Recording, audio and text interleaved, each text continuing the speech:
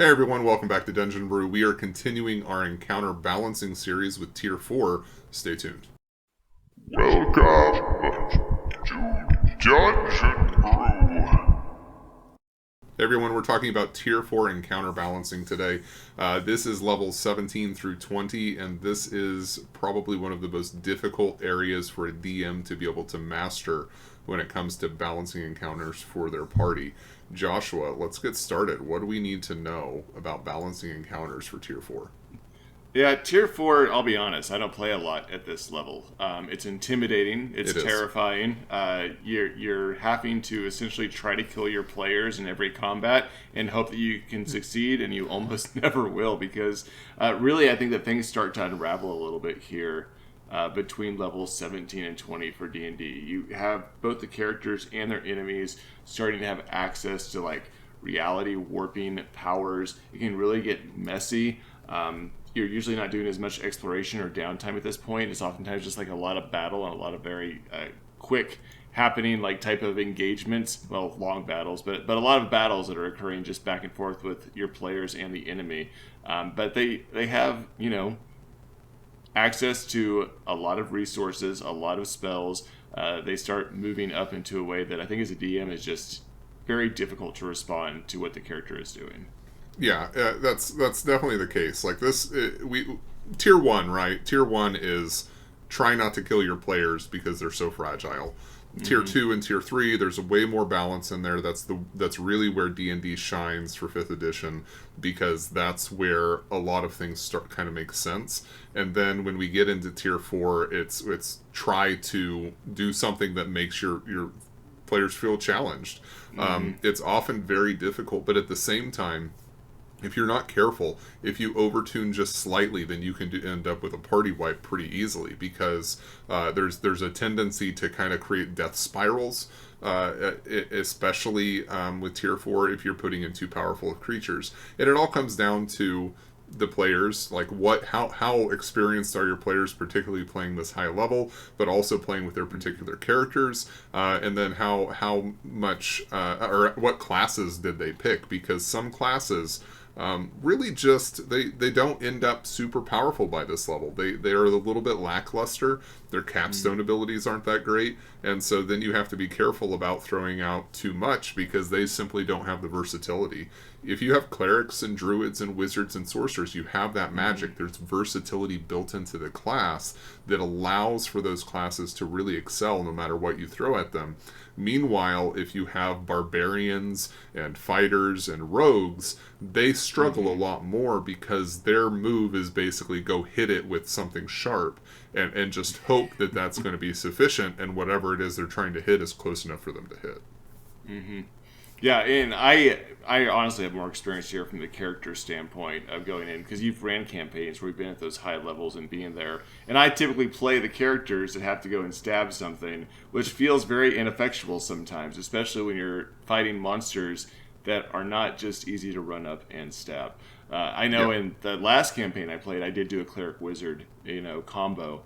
And that was much more helpful in being able to play at those high levels and do things, because essentially I got to sit back and watch how the rest of the party messed up, and then and then I would step in and correct it by using a different strategy or using an ability to help balance out the encounter from a player perspective.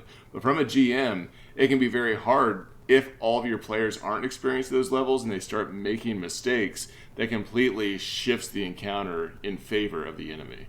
Yeah, which you and I have had several conversations around, where I run something at a very high level, and we're like, okay, so what went wrong? And it's like, well, not everybody's played this before, so and so should have probably used this spell or used this ability or targeted this person. It can become very tactical at this level, and that can become very stressful for some players. And I think that this is why oftentimes for players, Tier 4 is not their preferred area. It's something that we've dabbled in a lot. We've dabbled in all the way back, 3.5 and stuff. We used to run these all the time. We would run Gestalt epic level campaigns where we've got level 35 characters running through that are double classed and all this other stuff.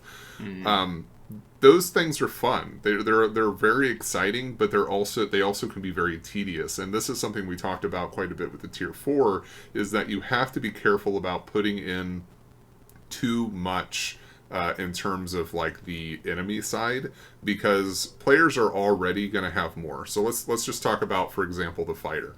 The fighter at level 1, tier 1, he has 1 attack per round, which means that he needs to roll 1d20. He rolls damage once, and that's his turn. It's very quick and very efficient.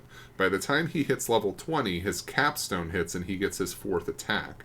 So he's got 4 attacks, which means he has to roll the d20 4 times, so it takes 4 times as long. He has to roll damage 4 times, it takes 4 times as long.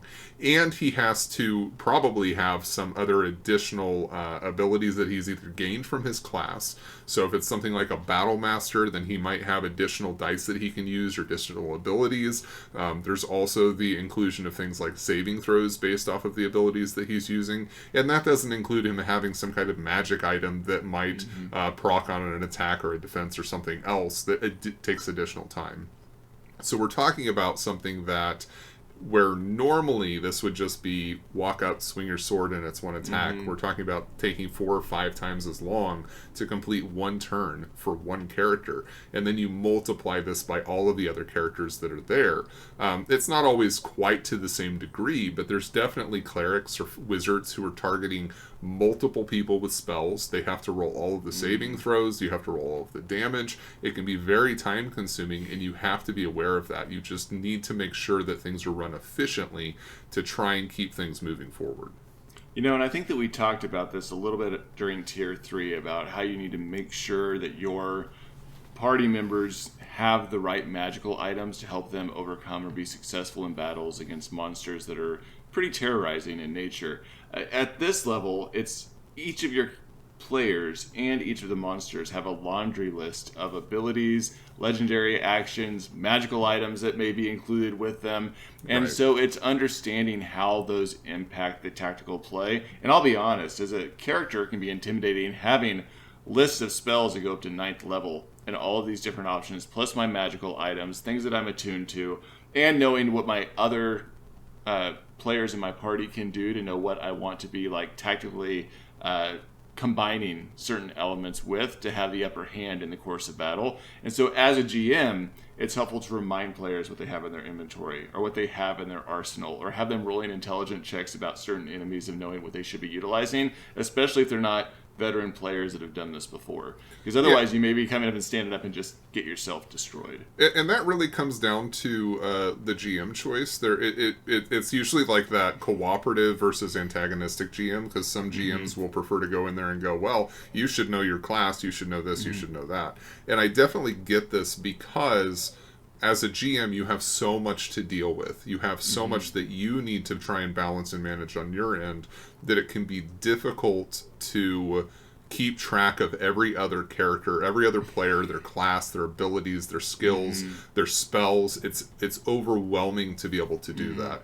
So, you know, I've been DMing for more than 20 years. So in general, I just have a really good sense of these things. And if I know something that will help the players, I will let them know. I don't try and keep this information hidden from them. I often DM for players that have not played at this level before, or have not played with a particular class before. They're not familiar with spellcasting, whatever it is. And so I try to be as generous as possible, because I already know that it's going to be difficult for them, and it's going to be stressful for them to try and manage something at this level. Yeah. All right, so talking about magic items, I do want to point out one thing here in relation to this, and this is something that as a GM you should pay attention to, and this is mostly resistances and immunities. This is something I really start dealing with a little bit earlier in the tiers, but in tier 4 in particular, if you have, let's say that you have a sorcerer with a red dragon bloodline, they're all casting nothing but fire spells all the time, you really need to be cognizant of the types of enemies that you're throwing at these types of players, because they may lack the versatility to be able to do much, and from a player perspective that can feel really bad. And basically what I'm talking about is saying you have the red dragon, or you have the sorcerer that's casting fire spells, and you're throwing nothing but red dragons, or, you know, devils and demons that all have resistances or immunities to fire. You really need to be careful about making sure that you're throwing in balanced encounters. And this is kind of the same thing we talked about in earlier tiers, where you want to throw in easier fights and harder fights to kind of balance it back and forth a little bit so that the party can feel useful and then also feel challenged from time to time. The same thing needs to occur, especially at these levels. And this is not only true for characters and players, that they need to experience fighting creatures that have resistances or immunities to them, but you also need to be careful about throwing monsters at the party that and the party being resistant or immune to a lot of the abilities that they have. So this is often true where you have something like, you know, a bear totem barbarian that's just resistant to everything. This would have come online a long time ago, but you're also going to start seeing more powerful magic items that always give them spell resistances or give them immunities to certain elemental attacks and things like that. You need to be careful about making sure that you're aware of what the party has at their disposal, so that you don't have these throwaway encounters that feel kind of pointless because you couldn't ever hurt the party. And I'm talking about this from experience, because it's very easy to have this great planned encounter and forget about an ability or an item the party has, and suddenly it's like, I can't even hurt you guys. This is a pointless encounter. Like, you've won at this point because there's nothing that I can do to hurt you. And yeah, that's it. Like, it's a long way of getting there, but it's very important that you pay attention to what the party has at their disposal. Yeah, I don't think there's anything I can really add to that, but except for the reiteration that this has been the experience oftentimes, and why I don't oftentimes go into these higher level tiers is because you want it to feel epic. I mean, you're 17 to level 20. This should be the most epic of epic battles that are ever fought. And sometimes you miscalculate, not knowing what's in there or what a resistance is, and it becomes a wash. And it's kind of disheartening when you've been playing a character for months on end, you're coming into epic level fights, and you're just walking through it as though it's nothing. So, and to be fair, some of that is okay, but it should be planned. It's frustrating when that occurs with the boss battle. Like, the boss battle is a wash because the party has these resistances and immunities you forgot about. But on the other hand, you do want them to feel epic. You want the party to have these moments where there's an army before them and they're the heroes who are marching through the battlefield, eliminating enemies left and right, throwing down meteor swarms, and the fighter just mowing through enemies while he's sweeping his greatsword through them. Those are great. Those are great moments, and including those are going to be beneficial to the party and help the players feel like they are the epic characters that they're playing.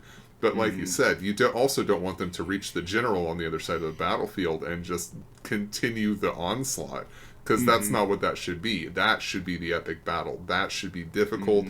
There should be a lot of back and forth and a lot of excitement at those stages. So we've been playing in like Fantasy Grounds for a while, and there's a lot of different programs out there. Maybe you guys are still playing, you know, around a table, which is great. But I would say my primary point is that when you are setting up a battle to balance it, is get your character party sheets in front of you, have them open or have them spread on the table in front of you, and try to build your encounters around looking at what they have available to them. Because there is a lot at this level to be able to balance, and it does take more time to structure those encounters than it did at lower levels. Yeah, and this is something that you can request of your party. Most veteran players are going to be fine with this. I usually look over my player character sheets, or the character sheets of my players. Even when I play in person, I have a tendency to look at their sheets, even if I'm just double checking, because you know it's the same thing we were talking about at the very beginning of the video, where sometimes there's just information that gets overlooked or whatever, and you want to make sure that everything is correct and the way that it should be. Not only from a balance perspective, but sometimes you have players that simply haven't played at this level before, and it can be overwhelming. And so looking at their character sheet and going, oh, you know what, listen, you forgot to grab your 5th level spells, or you have extra spells you forgot to grab, you know, from here and there. Those types of things are things that you really want to impart to the players, and doing this in general is very helpful. It's very strange, this video, that we've kind of gotten into a lot of like GM versus player interactions, but at tier 4 it becomes so paramount that you don't play antagonistically with your party, because it's so stressful for most players, and getting them comfortable with the idea of how these kind of encounters go is always super important. Yeah, that's what I was saying at the beginning of the video, is that at this point, Dungeons and Dragons starts to unravel a little bit because it gets so complicated and you still want to come to the table and have fun. I mean, it's not your job just to absolutely destroy them. And so it's making sure that you're able to continue having some enjoyment around the table where somebody just doesn't feel like they're being browbeaten. Because you either... So a couple of things, and we really haven't gotten into a lot of the balance things. The things that I really think are important here is that CR at this point is mostly out the window. Especially if you're dealing with particular characters with very powerful stat capstones. Things like druids, or moon druids specifically, that can just wild shape infinitely and are basically immortal. Clerics that get their divine intervention once a day for free, where they basically are just like, nope, God, come deal with this. Those types of things are extremely powerful. But at this point, understanding that these are very powerful characters or very powerful classes means that you need to be paying attention to exactly how you're balancing a lot of these encounters. CR doesn't matter much. You need to pay attention to how much damage and how hard some of these creatures can hit your players. But even the highest AC monsters in the game at this point really are not hard to hit. Most of the time the AC is going to cap out around 25 or so, and your players are rolling with a plus 10 to plus 15 or so with most of their weapons. They're not going to have a hard time hitting. Even at a 25, that's a 75% miss rate, but when you have a fighter who can throw out 4 attacks, he's still hitting regularly enough, right? So these are the types of things you kind of need to pay attention to. Just make sure that you have the healing necessary to overcome it, or they have the resurrection if somebody goes down, those types of things. But it really comes down to players playing tactically, like we talked about earlier. You know, is the cleric going to go and try and frontline against the 𝐷𝐸 and get completely demolished because there's nobody to get the cleric back up? They should have figured out these skills by this point in the game. But if they're playing intelligently or they're playing tactically, they shouldn't have any problem dealing with most encounters at this level. So make sure that you're kind of paying attention to that. Pay attention to action economy. Most of the creatures at this level, especially the more powerful boss-like creatures, have legendary actions, but that doesn't mean that they don't need additional minions or they don't need additional support. So you should be doing the same things we were talking about in the earlier videos, where you're flexible about what monsters or what waves of enemies are going to be joining into an encounter. Feel free to add to the encounter to make it more epic or make it feel more challenging if it's coming across as a little bit too weak. And then also be flexible in the number of encounters per day, because you really just can't get in there and expect to be able to hardline through at a tier 4. It's just not going to happen. You always have to be flexible for what you're including and what you're removing. Yeah, I was going to add to that just a little bit, and much of what you're saying, like, just don't let up. Like, I understand, like, you can do too much, but at earlier tiers, I might, overlook something that's in a wave of an enemy, or overlooking, like, which particular layer action I might be utilizing. But at these levels, I make sure that I have those in my combat tracker, and I'm doing them every single time. Otherwise, you're going to lose something in that battle, and it's going to lose that epic feel to it. Yeah, and be careful about pulling punches. Sometimes at this level, you feel like you're doing too much, and kind of what we were talking about, it's actually very difficult to permanently harm characters at this level. Now, it's easy to basically party wipe if you're just throwing way too much at them. You can create a death spiral. But most of the time at the start of combat, really just kind of, let the players have it. Throw out the full damage of the attacks. Make sure you're targeting people. If the wizard is really being a hassle, allow the wizard to be targeted. By this level, the wizard should have so many spells at his disposal. He can Misty Step, he can shield, he can use all of these different abilities that allow him to protect himself or move around in combat rapidly to escape threats. So don't pull punches when you're dealing with you're dealing with the PCs at this level. Yeah. What else do you have, John?